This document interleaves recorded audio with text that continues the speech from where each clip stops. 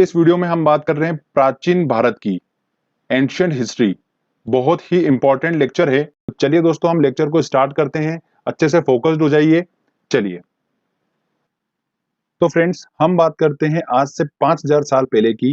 जो सबसे पुरानी सभ्यता है वो है कौन सी? सिंधु हड़प्पा सभ्यता, इंडस वैली हड़प्पा सिविलाइजेशन। हम उसकी बात कर रहे हैं। तो देखिए, ध्यान से सुनिए। सबसे पुरानी जो सभ्यता थी वो कौन सी थी? सिंधु सभ्यता। हड़प्पा सभ्यता जो है वो सबसे पुरानी सभ्यता है। सिंधु सभ्यता के लोग जो थे वो भारत के मूल निवासी द्रविड़ लोग कहलाते थे। क्या कहलाते थे? भारत के मूल निवासी द्रविड़ लोग कहलाते थे। अब बात आती है कि सिंधु सभ्यता की खोज हुई कैसे, पता कैसे चला इसके बारे में। 1857 में कराची और लाहौर के बीच रेल पटरी बिछाने के दौरान जॉन ब्रंटन और विलियम ब्रंटन को दो प्राचीन नगर हड़प्पा और मोहनजोदड़ो के बारे में पता लगा। और इस सभ्यता का नाम हड़प्पा इसलिए रखा गया क्योंकि जब इन दो नगरों के बारे में पता चला, उसके बाद में जो उत्खनन का काम चालू हुआ, खोदने का काम चालू हुआ, पाकिस्तान के पंजाब प्रांत में स्थित हड़प्पा नामक स्थान पर पहली बार उत्खनन का खुदाई का काम चालू हुआ। इस वजह से इस सभ्यता का नाम क्या रख दिया गया? हड़प्पा सभ्यता रख दिया गया। ओके। हड़प्पा जो शहर था वो किस नदी के किनारे स्थित था? रावी नदी के किनारे स्थित था। जबकि मोहनजोदड़ो जो शहर था वो सिंधु नदी के किनारे स्थित था। चलिए दोस्तों, आगे अब हम बात करते हैं। उत्खनन के फलस्वरूप बहुत सारी जानकारी प्राप्त हुई जिससे इस सभ्यता के बारे में अनुमान लगाया गया। क्या लगाया गया? देखिए, तकरीबन 5000 साल पहले एक उच्च स्तरीय सभ्यता विकसित हुई थी जिसकी नगर नियोजन व्यवस्था उच्च कोटि की थी। लोगों को नालियों तथा सड़कों के महत्व का अनुमान था। सिंधु सभ्यता एक नगरीय सभ्यता थी। क्या थी? एक नगरीय सभ्यता थी। सिंधु सभ्यता के लोग ईंटों का प्रयोग करते थे। गुजरात का शहर लोथल सिंधु सभ्यता का एक प्रमुख बंदरगाह हुआ करता था। मोहनजोदड़ो में सबसे बड़ा भवन जो था वो कौन सा था? धान्यागार था। तो हमको ये नाम याद रखना है। आगे देखिए, विशाल स्नानागार ग्रेट बाथ के बारे में भी पता चला, जो कि कहां पर स्थित है? मोहनजोदड़ो में स्थित है। इसके बारे में पता चला। आगे देखिए दोस्तों, कांस्य से बनी नर्तकी की मूर्ति भी मोहनजोदड़ो से उत्खनन के फलस्वरूप प्राप्त हुई थी। उत्खनन के फलस्वरूप ये पता लगा कि सिंधु सभ्यता के जो लोग थे उनकी जो अर्थव्यवस्था थी उसकी ताकत क्या थी? कृषि और पशुपालन। हड़प्पा सभ्यता की बात की जाए तो वहां पर सभी धातुओं के अवशेष मिले बट लोहे के अवशेष नहीं मिले। तो इससे प्रूफ होता है कि सिंधु सभ्यता में अभी तक यहाँ पर लोहे की खोज नहीं हुई थी। ओके। वो खेती किया करते थे तो वो खेती के लिए जो हल यूज करते थे वो लकड़ी के हुआ करते थे। सिंधु सभ्यता के लोगों ने सबसे पहले किसका उत्पादन किया? कपास का उत्पादन किया। ओके। देखा जाए कि सिंधु सभ्यता का अंत कैसे हुआ, तो एग्जैक्टली में इस बात का अभी तक प्रूफ नहीं हुआ है कि सिंधु सभ्यता का अंत सिंधु नदी में आई बाढ़ की वजह से हुआ है कि वहां पर अकाल पड़ने की वजह से हुआ है। इस बात का अभी तक प्रूफ नहीं मिल पाया है कि सिंधु सभ्यता का, ये हमने बात करी आज से 5000 साल पहले की। उसके बाद समय निकलता गया। भारत में सबसे पहले ईरान के देश के लोगों ने प्रवेश करा, जो कि क्या कहलाए? आर्यंस कहलाए। इन आर्यंस ने भारत के मूल निवासी द्रविड़ों को युद्ध में पराजित कर दिया और अपना शासन स्थापित कर लिया। ये बात हो रही है दोस्तों आज से 3200 साल पहले की बात हो रही है। ओके। तो इन आर्यंस ने अपना शासन स्थापित कर लिया और इनके द्वारा जो सभ्यता बनी थी वो क्या कहलाई? वैदिक सभ्यता। क्या कहलाई दोस्तों? वैदिक सभ्यता कहलाई। अब वैदिक सभ्यता के बारे में मैं आपको कुछ इंपॉर्टेंट पॉइंट्स बताता हूं, ध्यान से सुनिए। वैदिक जो सभ्यता थी वो कैसी सभ्यता थी? एक ग्रामीण सभ्यता थी। जो वैदिक सभ्यता के लोग थे इनका मुख्य व्यवसाय क्या था? पशुपालन इनका मुख्य व्यवसाय था। लोहे से बने उपकरण वैदिक सभ्यता में प्राप्त हुए। इसका मतलब यहाँ पर लोहे की खोज हो चुकी थी। घोड़ा यहाँ पर एक महत्वपूर्ण पशु था। ये आर्यंस अस्त्र शस्त्र और कवच जैसे उपकरण बनाना जानते थे। तो फ्रेंड्स, वैदिक सभ्यता से रिलेटेड आपको चीजें क्लियर हुई। सबसे पहले नगरीय सभ्यता के बारे में हमने पढ़ा, सिंधु सभ्यता जिसका अंत हुआ। उसके बाद में क्या आई? वैदिक सभ्यता आई, मतलब एक ग्रामीण सभ्यता आई। और धीरे धीरे वापस से हम कहां पर शिफ्ट हुए? नगरीय सभ्यता की तरफ शिफ्ट हुए। और भारत को 16 महाजनपदों में बांट दिया गया। अब ये 16 महाजनपद मतलब 16 राज्यों में भारत को बांट दिया गया। कौन कौन से? मगध, अंग, काशी, कौशल, वज्जी, मल्लल, जेदी, वत्स, ये 16 राज्य हैं। इन राज्यों में सबसे शक्तिशाली जो राज्य था वो कौन सा था? मगध राज्य था। ओके। और सबसे बड़े राज्य की बात की जाए तो सबसे बड़ा राज्य कौन सा था? अवंतिका राज्य था, उज्जैनी। एमपीपीएससी में क्वेश्चन बनता है ये वाला, काफी इंपॉर्टेंट है। तो दोस्तों, अब बात आती है कि मैं आपको बोल रहा हूं कि मगध जो था वो सबसे शक्तिशाली था। तो ऐसा क्यों? इसका कारण ये था कि मगध जो राज्य था इसके दोनों ओर नदी बहती थी। इस वजह से यहाँ की भूमि जो थी काफी उपजाऊ थी और कृषि योग्य भूमि थी। एग्रीकल्चर यहाँ पर काफी अच्छा होता था। इस वजह से ये राज्य जो था अपने आप में सक्षम राज्य था और काफी मजबूत राज्य था। और दोस्तों, विंध्याचल श्रेणी जो है वो देखिए मैप में आपको क्लियर हो रहा होगा, मगध के पास से बिल्कुल होती हुई निकल रही है। देखिए विंध्याचल श्रेणी, श्रेणी का मतलब क्या होता है, देखिए जंगल एरिया होता है पूरा। तो मगध जो ऐसा राज्य था, उनको लकड़ियां जो थी वो अच्छी खासी प्राप्त हो जाती करती थी जंगलों से। और यहाँ के जानवर जो थे जंगल के, उनको वो अपने युद्ध में उपयोग किया करते थे। हाथियों का पहली बार युद्ध में उपयोग किस राज्य ने किया था? मगध राज्य ने ही उपयोग किया था इनका। ठीक है, ये 2015 एसएससी का क्वेश्चन था, काफी इंपॉर्टेंट है, ध्यान रखिएगा। तो इस प्रकार से दोस्तों मगध जो राज्य था वो काफी शक्तिशाली राज्य था। और दोस्तों हमारा जो प्राचीन इतिहास है वो पूरा मगध के आसपास घूमेगा। तो आप बिल्कुल ध्यान से सुनिए इस बात को। यहाँ पर बहुत सारे राजा आए, अलग अलग राजा आए। इन राजाओं का क्या उद्देश्य था? ये जो 16 महाजनपद के बारे में आप देख रहे हैं, इन 16 महाजनपदों पर कब्जा करना। और सिर्फ एक ही ऐसा राजा था जिसने 16 महाजनपदों पर कब्जा कर लिया था, वो कौन था? सम्राट अशोक। उसके बारे में हम आगे बात करेंगे। अब एक इंपॉर्टेंट पॉइंट और सुनिए कि 16 महाजनपदों का उल्लेख एक बौद्ध ग्रंथ में किया गया है। उस बौद्ध ग्रंथ का नाम एग्जाम में अक्सर पूछा जाता है। तो वो बौद्ध ग्रंथ कौन सा है? देखिए अंगूर है। कौन सा है? अंगूर। इसके अंदर 16 महाजनपदों का उल्लेख किया गया है। अब देखिए दोस्तों, ये हमारी ट्रिक थी। जो बौद्ध ग्रंथ था उसका नाम है अंगुत्तर निकाय। क्या है दोस्तों? अंगुत्तर निकाय। आपके दिमाग में सेट हो चुका होगा अंगूर वाली इमेज। अब जब भी एग्जाम में अगर ऐसा आएगा कि 16 महाजनपदों का उल्लेख कि एक बौद्ध ग्रंथ में किया है, तो वो किसमें किया है? अंगूर में किया है। हमको ऐसे ध्यान रखना है, किसमें किया है? अंगूर में किया है। और अंगूर से हम आसानी से पहुंच जाएंगे अंगुत्तर निकाय तक और हमारा क्वेश्चन बन जाएगा। अब बात करते हैं दोस्तों हम मगध महाजनपद की, कि कौन कौन से राजवंश यहाँ पर आए, किन किन राजाओं ने राज करा, वो सारा हम डिस्कस करेंगे। ठीक है, और कौन कौन से वंश इंपॉर्टेंट है जिनसे क्वेश्चंस बनते हैं वो भी मैं आपको बताऊंगा। तो देखिए, मगध महाजनपद की प्रारंभिक जानकारी जो मिलती है वो कहां से मिलती है? महाभारत से मिलती है।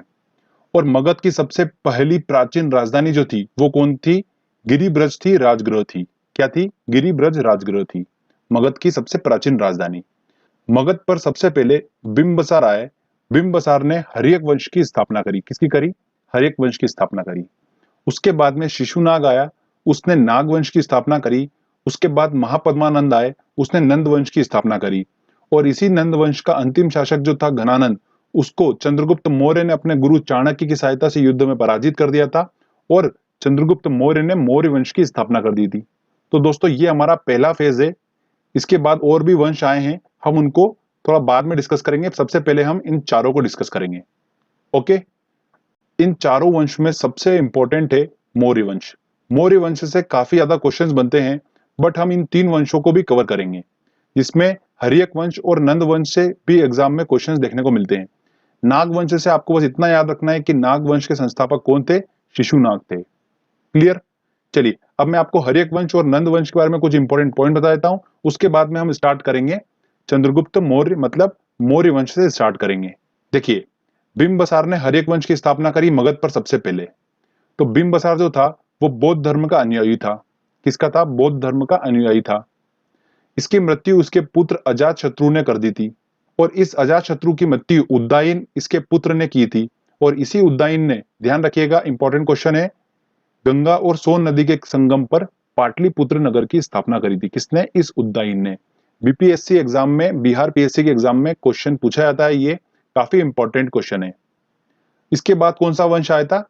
नागवंश आया था, जिसकी स्थापना शिशुनाग ने करी थी। उससे हमको बस संस्थापक का नाम ही याद करना है।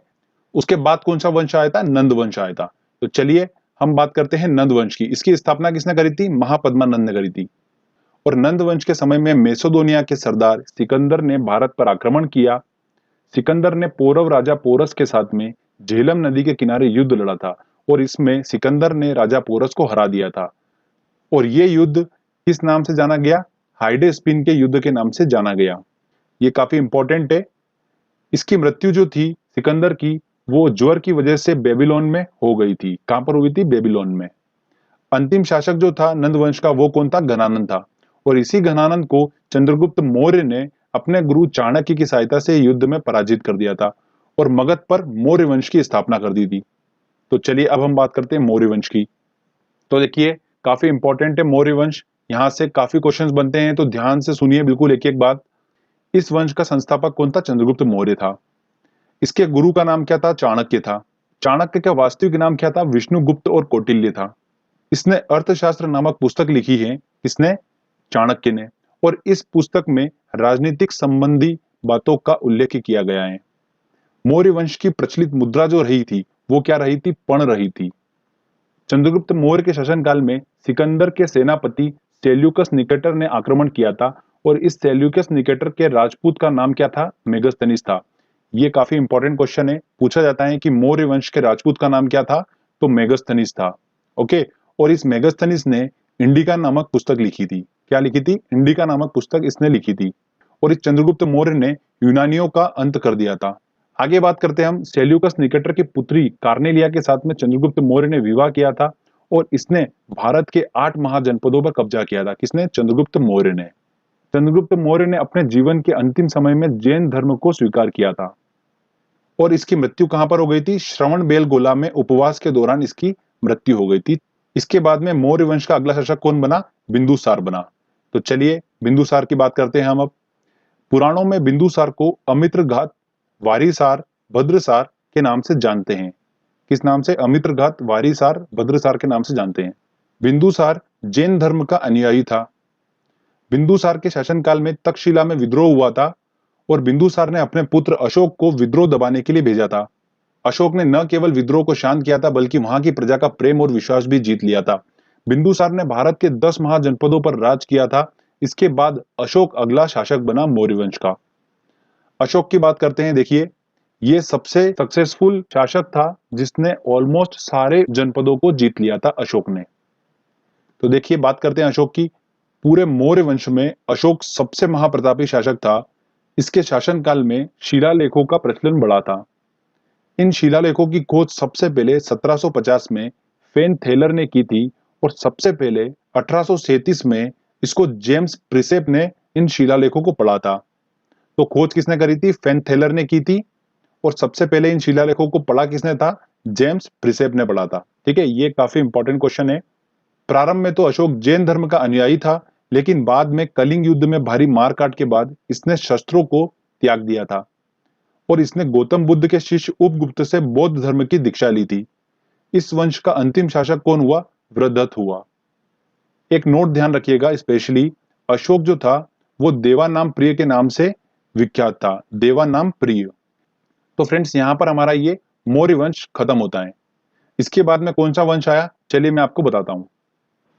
तो देखिए दोस्तों, हमने मौर्य वंश तक कंप्लीट कर लिया है।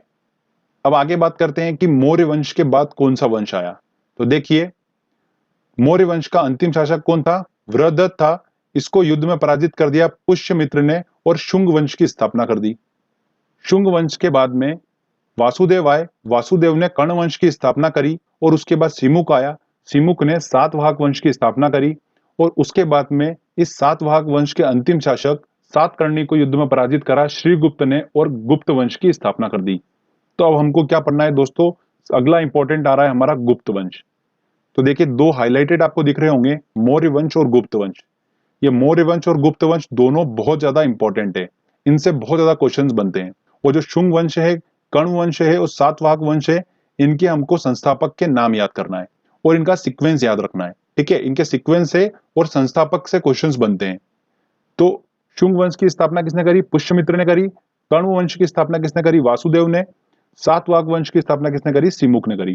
ठीक है, और इसी सातवाहक वंश के अंतिम शासक सातकर्णी को युद्ध में पराजित करा श्रीगुप्त ने और गुप्त वंश की स्थापना कर दी। तो चलिए दोस्तों हम अब बात करते हैं गुप्त वंश की। तो देखिए दोस्तों, श्रीगुप्त की बात करते हैं। श्रीगुप्त ने भारत के 6 महाजनपदों को जीता था। इसके बाद घटोत्कच आया और फिर चंद्रगुप्त प्रथम अगला शासक बना था। चंद्रगुप्त प्रथम आया। चंद्रगुप्त प्रथम ने लिच्छवी राजकुमारी देवी के साथ विवाह किया था। देखिए काफी इंपॉर्टेंट है, नाम याद रखिएगा, लिच्छवी राजकुमारी देवी के साथ विवाह किया था। इसी ने भारत में गुप्त संवत की स्थापना की थी। किसने? चंद्रगुप्त प्रथम ने। लिच्छवी राजकुमारी देवी का जो पुत्र था समुद्रगुप्त, वो चंद्रगुप्त प्रथम के बाद में अगला शासक बना। तो चलिए हम बात करते हैं अब समुद्रगुप्त की। समुद्रगुप्त संगीत प्रेमी था और इसने अपने सिक्कों पर वीणा बजाती हुई देवी की मूर्ति अंकित की थी। महापराक्रमी होने की वजह से इसे भारत देश का नेपोलियन कहा जाता था। किसको? समुद्रगुप्त को। इसके बाद में चंद्रगुप्त द्वितीय अगला शासक बना।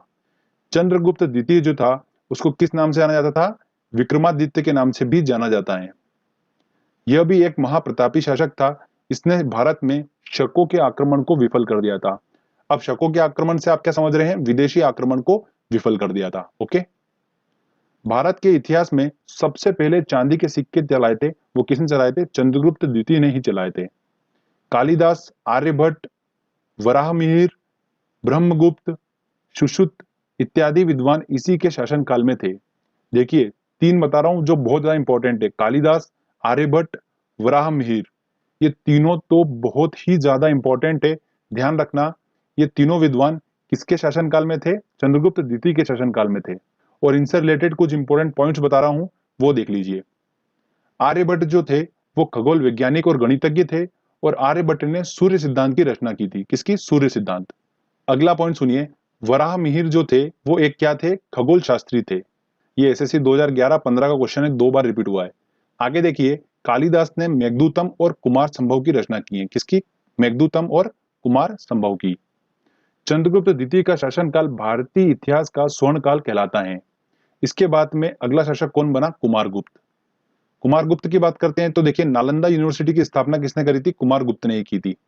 इसके बाद स्कंदगुप्त अगला शासक बना। स्कंदगुप्त की बात करते हैं तो इसने भारत में सबसे ज्यादा कृत्रिम झीलों का निर्माण कराया था। किसने? स्कंदगुप्त ने। इस वंश का अंतिम शासक कौन हुआ था? भानुगुप्त हुआ था। तो फ्रेंड्स, यहां पर हमारा ये गुप्त वंश जो है वो खत्म होता है। जो हम गुप्त वंश की बात कर रहे थे, ये गुप्त वंश का समय चल रहा था 250 ईस्वी से लेकर 500 ईस्वी तक। तो हम 500 ईस्वी तक तो आ गए। अब देखिए, इसके बाद हमारा एक छोटा सा सेक्शन बच रहा है। वो क्या बच रहा है? दक्षिण भारत के राजवंश, जैसे चालुक्य वंश, चोल वंश, ये सारे जो वंशज हैं, इन सबको हम दक्षिण भारत के जितने भी राजवंश है इन। तो फ्रेंड्स, इस टॉपिक से हमारा एग्जाम में नंबर बिल्कुल पक्का है। आप बिल्कुल टेंशन मत लीजिए। जो जो हमने टॉपिक अच्छे से पढ़े हैं उनसे अगर क्वेश्चंस आएगा तो आप आसानी से क्वेश्चन को सॉल्व कर लेंगे। तो फ्रेंड्स, अगर आपको वीडियो अच्छा लगा है तो जल्दी से इस वीडियो को लाइक करिए, दोस्तों के साथ शेयर करिए और कमेंट करके बताइए आपको वीडियो कैसा लगा। अगर आपने अभी तक चैनल को सब्सक्राइब नहीं करा है तो प्लीज चैनल को सब्सक्राइब कर लीजिए, क्योंकि इस तरीके के जब भी वीडियो मैं अपलोड करूंगा आपको उसका बेनिफिट मिलेगा।